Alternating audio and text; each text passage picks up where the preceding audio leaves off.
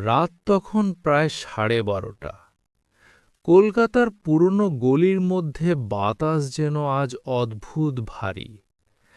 আমি তখন বসে আছি তারানাথ তান্ত্রিকের ছোট্ট ঘরে। সামনে কেরোসিন বাতি জ্বলছে, আর তারানাথবাবু ধোঁয়া ওঠা চায়ের কাপ হাতে বসে আছেন।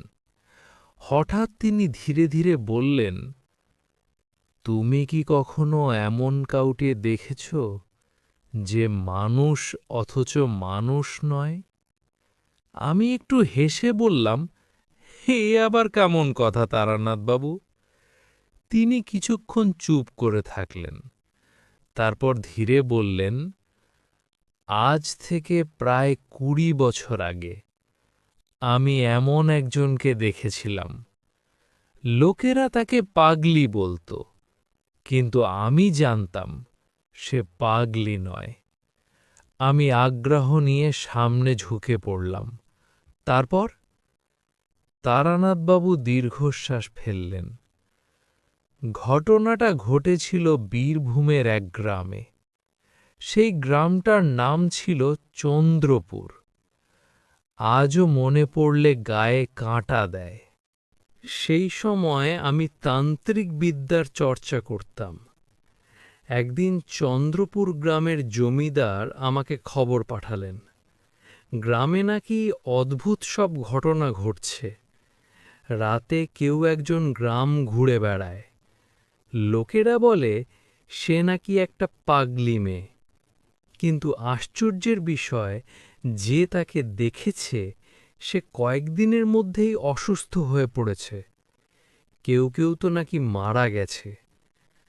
আমি তখন এসব কথা খুব একটা বিশ্বাস করতাম না, তবু কৌতূহল হল। আমি ঠিক করলাম গ্রামটা একবার দেখে আসব। চন্দ্রপুর গ্রামে পৌঁছাতে সন্ধ্যা হয়ে গেল। গ্রামটা অদ্ভুত শান্ত। চারদিকে বড় বড় গাছ, পাখির ডাক পর্যন্ত নেই। জমিদার বাড়িতে পৌঁছাতেই জমিদার মশাই আমাকে দেখে যেন হাঁফ ছাড়লেন। তারানাথবাবু, আপনি না এলে আমরা শেষ হয়ে যেতাম। আমি বললাম, ঘটনাটা ঠিক কি? তিনি ফিস ফিস করে বললেন, একটা মেয়ে, সবাই তাকে পাগলি বলে, কিন্তু সে যখন রাতের বেলা গ্রামে ঘোরে তার চোখ দুটো আগুনের মতো জ্বলে। আমি হেসে বললাম, এসব গ্রাম্য কুসংস্কার। কিন্তু জমিদার মশাই মাথা নাড়লেন। না তারানাথবাবু, আপনি আজ রাতে দেখবেন। সেই রাতেই প্রথম ঘটনা ঘটল। রাত প্রায় 3টে। হঠাৎ বাইরে থেকে অদ্ভুত একটা হাসির শব্দ শুনতে পেলাম। হি হি হি হি হি। শব্দটা যেন মানুষের নয়। আমি দরজা খুলে বাইরে বেরোলাম। চাঁদের আলোয় গ্রামটা ফ্যাকাশে। দূরে বাঁশঝাড়ের পাশে একটা মেয়েকে দাঁড়িয়ে থাকতে দেখলাম। চুলগুলো এলোমেলো, মুখে অদ্ভুত হাসি। সে আমাকে দেখেই বলল, তুমি এসেছ? আমি অবাক হয়ে বললাম, তুমি কে? মেয়েটা ধীরে ধীরে কাছে এগিয়ে এলো। তার চোখ দুটো অদ্ভুত জ্বলছে। সে হঠাৎ ফিসফিস করে বলল, তুমি কি আমাকে মুক্তি দেবে? আমার শরীর ঠান্ডা হয়ে গেল। আমি বললাম, মুক্তি? কিসের মুক্তি? মেয়েটা হঠাৎ জোরে হাসতে লাগল। হি হি হি হি হি। ওরা আমাকে পাগলি বলে, কিন্তু আমি পাগলি নই। ঠিক তখনই হঠাৎ একটা ঠান্ডা হাওয়া বইল। চারদিক অন্ধকার হয়ে গেল। আমি দেখলাম মেয়েটা ধীরে ধীরে পিছিয়ে যাচ্ছে, আর তার মুখে অদ্ভুত দুঃখের হাসি। সে বলল, ওরা আমাকে মেরেছিল, এই গ্রামেই। আমার বুক ধক করে উঠল। কে মেরেছিল? মেয়েটা আঙুল তুলে দেখালো জমিদার বাড়ির দিকে। তারপর হঠাৎ অদৃশ্য হয়ে গেল। পরদিন সকালে আমি জমিদার মশাইকে সব বললাম। তিনি ভয়ে কাঁপতে লাগলেন। কিছুক্ষণ চুপ করে থাকার পর বললেন, তারানাথ বাবু, একটা সত্যি কথা আছে। আমি বললাম, কি সত্যি? তিনি ধীরে ধীরে বললেন, প্রায় 10 বছর আগে এই গ্রামে একটা মেয়ে ছিল, নাম ছিল কমলা। সে নাকি খুব সুন্দরী ছিল, কিন্তু গ্রামের কিছু লোক তাকে ডাইনি বলে সন্দেহ করত।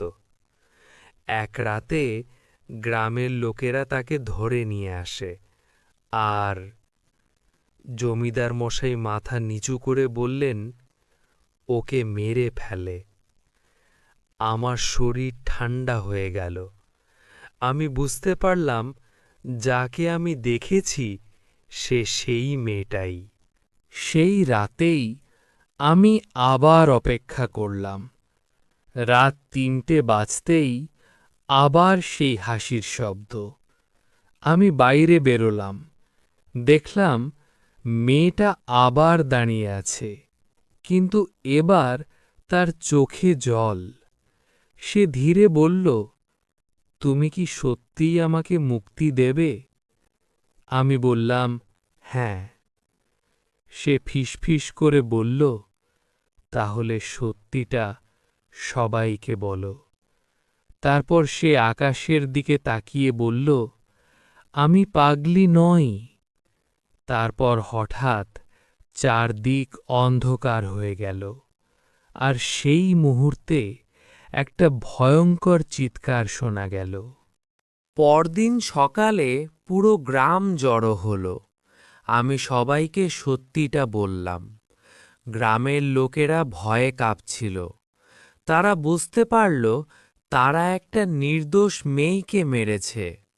সেই দিনই গ্রামের লোকেরা কমলার জন্য পূজা করল। তার কবরের ওপর একটা ছোট মন্দির বানানো হলো। আর আশ্চর্যের বিষয়, সেই রাতের পর আর কখনো সেই পাগলিকে কেউ দেখেনি। তারানাথবাবু গল্পটা শেষ করে চুপ করে রইলেন।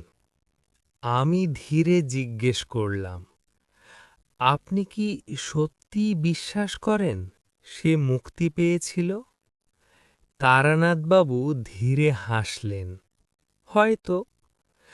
তারপর তিনি কেরোসিন বাতিটা নিভিয়ে দিলেন। ঘর অন্ধকার হয়ে গেল। ঠিক তখনই দূর থেকে একটা হাসির শব্দ ভেসে এলো, হি হি হি।